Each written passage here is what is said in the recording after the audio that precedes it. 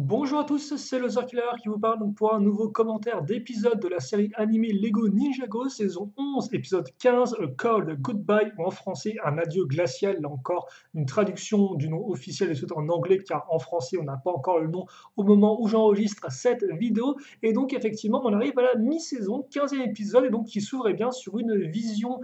qu'a Pixal, donc pas une vision du futur contrairement à ça, une vision du passé justement, une vision bien, qui remontre Zane en train de se sacrifier face à Asphira, qui se prend le coup de Asphira et donc qui est entre guillemets annihilé, mais on a appris, souvenez-vous, que c'était pas le cas, effectivement, que Asphira ne comptait pas tuer de Bazou, elle voulait en fait bien le transporter dans un autre royaume, donc l'un des 16 royaumes, un nouveau royaume, le Neverrealm. Là encore, je n'ai pas le nom officiel en français, donc j'ai pas ça le royaume du jamais ou le Neverrealm au long de cette vidéo. Et donc voilà pour ce qui était l'épisode 14, en tout cas la fin de l'épisode 14, et donc forcément Pixal se réveille complètement apeuré, parce que c'est une vision un peu d'effroi pour elle, hein, Pixal forcément qui entretient une relation amoureuse avec Zane, comme vous le savez tous, et donc c'est vrai que c'est souvent elle qui doit être la plus touchée par la situation. Et ça fait aussi écho au début de la saison avec l'épisode 1 où on avait commencé avec une vision qui avait Zane, donc là on a une vision de côté de Pixal, donc on verra que ces sortes d'effets miroirs, on va les retrouver tout au long de l'épisode. Et donc justement, elle est rapidement rejointe par les autres ninjas, suivie de Wu qui justement vient annoncer entre guillemets la bonne nouvelle, c'est que comme il a parlé à Sphira, il répète ce qu'elle lui a dit, à savoir que Zane n'est pas mort, donc ça c'est une bonne nouvelle, hein, donc ça forcément ça réchauffe le cœur des ninjas et de Pixal, mais d'un autre côté, il a été emmené, enfin il a été transporté donc dans le Neverwhelm, donc voilà, dans un autre royaume, et ce royaume-là, autant vous dire, c'est visiblement pas la joie, parce que d'après ce qu'on disait, le premier maître du Spinjitzu, c'était vraiment le royaume le plus distant des 16, le plus éloigné de tous, un royaume froid, où il faisait mauvais vivre, et surtout, le premier du Spinjitzu, il y a eu une seule fois, et il n'est jamais revenu, et il a eu du mal à revenir en premier lieu. Donc autant vous dire, ce sera quand même compliqué pour tous ceux qui ont un niveau inférieur à lui, c'est-à-dire à peu près tout le monde. Donc autant dire pas vraiment des paroles qui la réchauffent le cœur, et surtout, autre chose qui va encore moins réchauffer le cœur, c'est que Maître Wu décide que c'est lui qui ira récupérer Zane avec le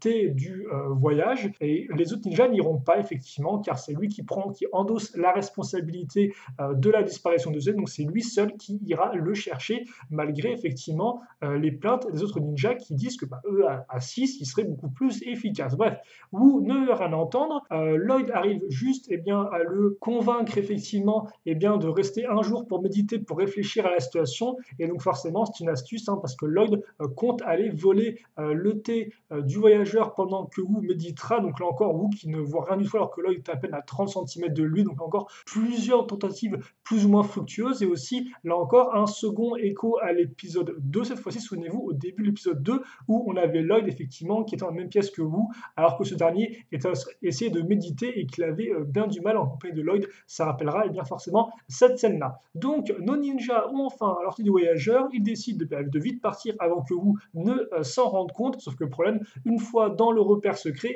c'est qui est devant eux, c'est Wu, et qu'il n'est pas content, et aussi qu'il a le sceptre avec le parchemin du Spinjitzu interdit dessus, car effectivement il y en avait deux. L'un c'est Zane qui l'a gardé en se battant contre Asphira, et donc il était emmené avec lui dans le Neverwhelm, tandis que le second, on peut se demander où est-ce qu'il était passé, c'est Wu qui l'avait gardé, et il est sacrément vénère, il tient à son thé, et il compte bien le récupérer. C'est vrai qu'on n'a jamais vu Maître Wu aussi en colère, c'est vrai qu'on pourrait penser que vu lui ses compétences, etc., il serait à même de maîtriser le pouvoir du parchemin, mais visiblement ce n'est pas le cas. Cela doit aussi venir, on peut supposer, de sa culpabilité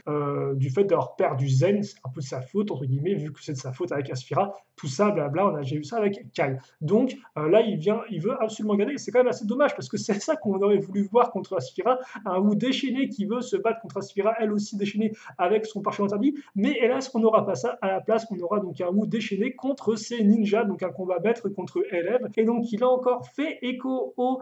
premier épisode où justement il y a eu un affrontement entre les deux camps, et où Wu leur avait mis une sacrée misère, sauf que là, les ninjas se sentent un peu mieux, car même si eux n'ont pas de parchemin de Spinjitzu interdit en leur possession, ils arrivent à se passer le sachet contenant le thé de main en main, jusqu'à finalement arriver à retirer le sceptre de la main de Wu, hein, grâce à un shuriken bien placé de Lloyd, et surtout ensuite à le ligoter avec une corde et à le bâillonner pour éviter qu'il parle. Voilà, donc autant vous dire, plutôt compétents nos ninjas pour arrêter un Wu plus qu'en colère. Et donc forcément, les ninjas veulent partir tout de suite avant que Wu n'arrive éventuellement à s'échapper. Donc ils montent dans le Land Bounty, Pixel prend là encore le sceptre et donne un grand coup de dent avec le Land Bounty afin de le faire disparaître. Donc là encore, en final, est-ce que cela amène à une question, c'est-à-dire que en effet, est-ce que le parchemin, enfin, est-ce que voilà, le parchemin de ce interdit permet de téléporter les objets dans d'autres royaumes, ou alors est-ce qu'il sert juste à bannir les gens dans le Neverwhere? Ça aussi, je n'en sais pas du tout, c'est pas vraiment expliqué quels sont les pouvoirs effectivement de ce parchemin-là en termes de téléportation. C'est vrai qu'au début, on aurait pu penser que ça venait effectivement d'un pouvoir de la Sphira. Visiblement, si Pixel arrive à le déclencher, ce n'est pas le cas. Donc ouais, est-ce que ça peut être une nouvelle façon de téléporter, de voyager à travers les différents royaumes, ou est-ce que c'est juste pour être transporté à travers vers le royaume vers le Netherrealm? Ça, je ne sais pas. Et donc, après, eh bien, Pixel va, entre guillemets, enlever le bâillon à Wu, qui voulait parler depuis tout à l'heure, et pour dire quoi? Eh bien, pour dire que tout simplement, le thé du voyageur, eh bien, ça ne marche pas quand on est dans le Neverwhere, c'est-à-dire que, effectivement, c'était fait dans Ninjago, ça ne marchera pas dans l'autre royaume, donc autant dire que les ninjas sont bloqués, et c'est ça justement qu'il voulait cacher aux ninjas, c'est qu'il comptait aller tout seul pour cette raison, car effectivement, il n'y avait pas vraiment de moyen de revenir,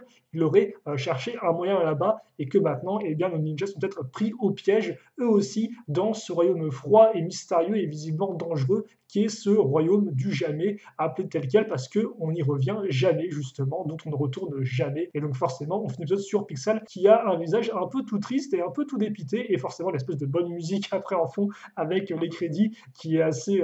ténébreuse et qui montre bien que ce sera pas une partie de plaisir qui s'annonce pour nos ninjas. Et donc voilà pour ce 15e épisode, donc franchement sympathique. Là encore, ça fait toujours un peu bizarre de voir vous un peu énervé comme ça fait un peu sortir de son personnage habituel, mais là encore, c'est justifié avec le parchemin. Pour le reste, c'est avant tout une grande séquence, là encore un peu humour avec Locke qui tente de récupérer le sac. On en apprend un tout petit peu plus sur le royaume, mais pas non plus que ça. Donc voilà. Là encore, il y a un peu de transition vers la seconde partie de la saison où on sera justement dans ce Neverwhere. On verra un peu ce qui adviendra de nos ninjas. Et donc, bah, écoutez, moi je crois que j'ai tout dit. Bon épisode et donc je suis prêt à passer à la suite. J'espère que vous aussi. En attendant, sur des questions, des commentaires ou autres sur les n'hésitez pas à les poster. J'y répondrai avec grand plaisir comme d'habitude. Et puis nous, eh bien, on se retrouve très prochainement. Donc en attendant, portez-vous bien, passez une bonne journée, une bonne soirée, une bonne tout ce que vous voulez. Et à la prochaine. Salut à tous et à toutes.